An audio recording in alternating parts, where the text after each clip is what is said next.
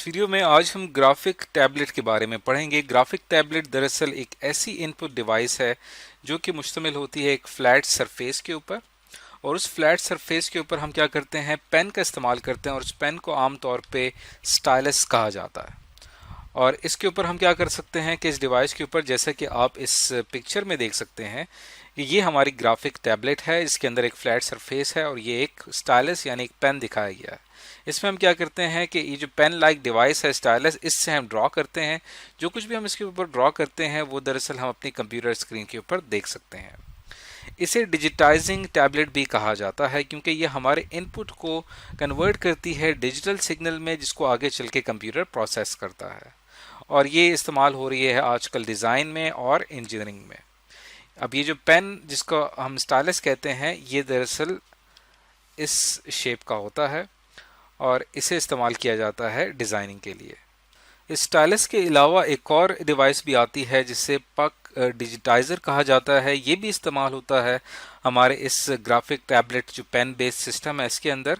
जैसा कि आप इस पिक्चर में देख सकते हैं, ये दरअसल कहलाता है पक डिजिटाइज़र। ये करता क्या है, ये दरअसल इमेज को हमारी किसी भी हार्ड सरफेस के ऊपर जो इमेज होता है उसको कॉपी करता है। यहाँ पे जो आपको ये एरिया नज़र आ रहा है, ये इसका क्रॉस सेक्शनल एरिया होता है। इस क्रॉस सेक्शनल एरिया में हमारे पास दो एक्सेस होते हैं, वाई एक्सेस और एक्स एक्सेस। हमने जिस चीज़ का इमेज कॉपी करना होता है हम उसको इसके सेंट्रल पॉइंट के ऊपर प्लेस करते हैं, और यहाँ से ये डिवाइस कनेक्टेड होती है हमारी मेन कंप्यूटर स्क्रीन से। और इस तरह से हम जो है वो जो इमेजेस हैं, हमारे हार्ड कॉपी के जो इमेजेस हैं, उनको हम ट्रांसफॉर्म कर सकते हैं अपने सॉफ्ट कॉपी में, यानी अपने सॉफ्टवेयर डिवाइस में। अब ये जो पक डिवाइस है इसको हम समझ सकते हैं इस इमेज से। इस इमेज में आप देख सकते हैं कि यहाँ पे एक हमारा टैबलेट डिजिटाइज़र होता है। यहाँ पे जो आपको ये बोर्ड नज़र आ रहा है, ये दरअसल कहलाता है टैबलेट डिजिटाइज़र। यहाँ पे हम अपना जो भी हमारा डिज़ाइन होता है, उसको जो भी हमारा इमेज होता है उसको हम यहाँ पे प्लेस कर देते हैं, और उसके बाद यहाँ से हमारी जो मेन डिवाइस है वो कनेक्टेड होती है हमारे मेन कंप्यूटर के साथ।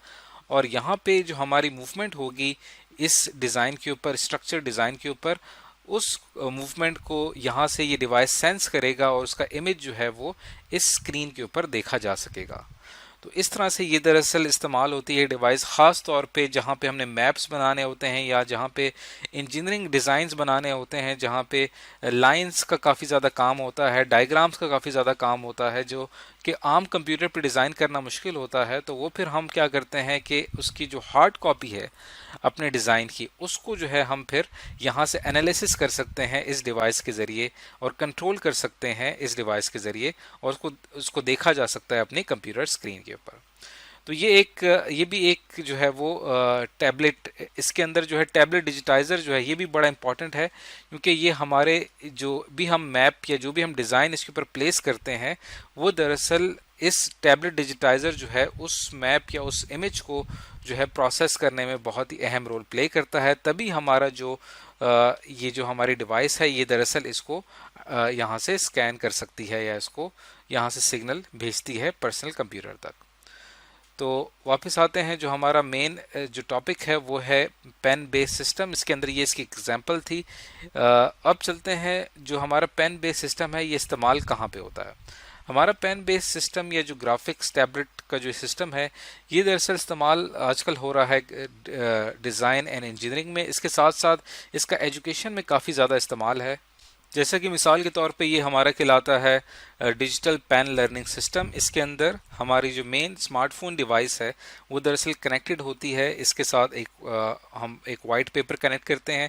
उसके बाद जो भी इमेज होता है वो मुकम्मल स्कैन होके हमारे इस फ़ोन के ऊपर देखा जा सकता है। अब आप अपने पेन से यहाँ पे जो कुछ भी ड्रॉ करेंगे वो दरअसल आपकी इस मोबाइल की स्क्रीन के ऊपर भी विजिबल होगा।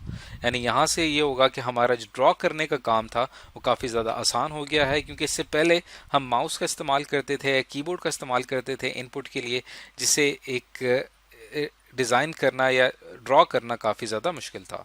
तो इस डिवाइस के आने से हमारा जो डिज़ाइनिंग का काम है वो काफ़ी ज़्यादा आसान हो गया है। इसके अलावा पेन बेस्ड सिस्टम जो है वो आजकल क्लासरूम्स में भी इस्तेमाल होता है। इसके लिए हम क्या करते हैं कि यहाँ पे एक डिजिटल बोर्ड का इस्तेमाल करते हैं। जैसे कि आप पिक्चर में देख सकते हैं, ये एक डिजिटल बोर्ड है, और इस डिजिटल बोर्ड में पेन के ज़रिए जो है वो स्टूडेंट्स को समझाया जाता है कोई भी टॉपिक। इसकी वजह से स्टूडेंट्स के लिए समझना काफ़ी ज़्यादा आसान हो गया है, क्योंकि इसके अंदर हमारा जो डिजिटल बोर्ड है मुकम्मल, इसके अंदर कंप्यूटर्स के वो तमाम फीचर मौजूद होते हैं जो हम कंप्यूटर में इस्तेमाल करते हैं। इसकी वजह से चीज़ों को समझना काफ़ी ज़्यादा आसान हो गया है। और अभी कुछ सिस्टम्स ऐसे भी हैं जहाँ पे टीचर जो है वो डिजिटल बोर्ड के ऊपर अपना लेक्चर लिखता है, या अपना वाइट बोर्ड की जगह डिजिटल बोर्ड का इस्तेमाल किया जाता है, और जो कुछ भी टीचर यहाँ पे लिख रहा होता है वो दरअसल इन स्टूडेंट्स के पास कंप्यूटर्स मौजूद होते हैं, और उन कंप्यूटर्स में वो ऑटोमेटिकली जो कुछ भी यहाँ लिखा जाता है उन कंप्यूटर्स में कॉपी हो जाता है। इसकी वजह से स्टूडेंट्स को अब नोट्स तैयार करने की ज़रूरत नहीं है, बल्कि वो ज़्यादा कॉन्सेंट्रेट लेक्चर की तरफ कर सकते हैं। तो ये इसके जो पेन बेस्ड हमारा सिस्टम है, इसका एजुकेशन में काफ़ी ज़्यादा रोल है। इसके अलावा हमारी जो ग्राफिक टैबलेट है ये दरअसल इस्तेमाल होती है एनिमेशन डिज़ाइन के लिए, और जहाँ पे हमने इमेजेस जो है उनको स्केच करना होता है वहाँ पे भी इसका इस्तेमाल किया जाता है। हमारी जो ये ग्राफिक टैबलेट है ये दरअसल दो टाइप्स की आती है। एक आती है जिसके अंदर हमारी इस फ्लैट सरफेस में स्क्रीन का ऑप्शन होता है। इसमें हम क्या करते हैं, सिंपल अपनी इस डिवाइस को कनेक्ट कर देते हैं अपने कंप्यूटर के साथ। हमारे कंप्यूटर का जो सीपीयू है, यानी सेंट्रल प्रोसेसिंग यूनिट या सिस्टम यूनिट जिसे कहते हैं, उससे हम इसे कनेक्ट कर देते हैं, और उससे जो इसकी वीजीए वायर है वहाँ से इसकी जो ग्राफिक्स हैं हमारे सिस्टम यूनिट के, वो तमाम जो है वो ट्रांसफ़र होते हैं इस स्क्रीन के ऊपर। और स्क्रीन के ऊपर उसकी तमाम फंक्शन को जो कि हम एलसीडी पे या अपने मॉनिटर पे कर रहे होते हैं उनको यहाँ पे देखा जा सकता है, और फिर उसको as a touch screen use किया जा सकता है। इसके अलावा इसके अंदर एक और टाइप आती है जिसमें क्या होता है कि हमारी जो ग्राफिक टैबलेट है उसमें ग्राफिक टैबलेट में कोई स्क्रीन नहीं होती, बल्कि हमारी मेन स्क्रीन से ग्राफिक टैबलेट जो होती है ये कनेक्टेड होती है। और यहाँ पे हम जो कुछ भी हमने अपनी स्क्रीन के ऊपर ड्रॉ करना होता है तो हम इस फ्लैट सरफेस के ऊपर ड्रॉ करते हैं, और उसका इफेक्ट जो है वो हम अपनी मेन जो हमारी एलसीडी है उसके ऊपर हम उसका इफेक्ट देख सकते हैं। अब अगर हम इसके ऊपर बात करें कि ये काम किस तरह से करती है, तो दरअसल हमारी जो ये फ्लैट सरफेस है ये दरअसल कनेक्टेड होती है हमारे मेन कंप्यूटर के साथ, हमारे मेन सिस्टम यूनिट के साथ कनेक्टेड होती है। वहाँ से ही इसको जो सिग्नल्स हैं वो वहाँ से ही रिसीव होते हैं। और ये क्या करती है कि इसकी जो फ्लैट सरफेस है ये दरअसल चार्ज होती है। इस चार्ज सरफेस में चार्ज मौजूद होता है, तो जैसे ही हम अपना स्टाइलस, अपना पेन इसके करीब लेके जाते हैं तो इस पेन के अंदर एक कॉइल लगा होता है, और वो कॉइल क्या करता है कि उस चार्ज सरफेस के साथ इंटरेक्ट करता है उसके साथ, और उसके बाद यहाँ से रिफ्लेक्ट बैक होता है चार्ज, जिससे हमें स्क्रीन की पोजीशन का पता चलता है, और फिर यहाँ से ये सिग्नल भेज दिया जाता है सिस्टम यूनिट के पास।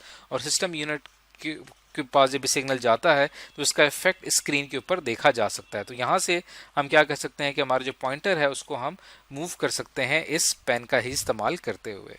अब अगर इस स्टाइलस पेन को अगर आप खोल के देखें तो आपको उसके अंदर इस तरह का एक सर्किट नज़र आएगा। इसका मेन सर्किट बोर्ड है, और यहाँ पे जो है इसकी यहाँ पे जो आपको ये नज़र आ रही है दरअसल आपकी मेन इंडक्टिव कॉइल है, जो कि उस फ्लैट सरफेस से पावर यानी कि चार्ज रिसीव करती है, और फिर यहाँ से ये प्रेशर रीडर से ये यहाँ से रिफ्लेक्ट होके वापस आती है, और फिर उस स्पेसिफिक पॉइंट के ऊपर हमें अपने कर्सर की पोजीशन का पता चलता है।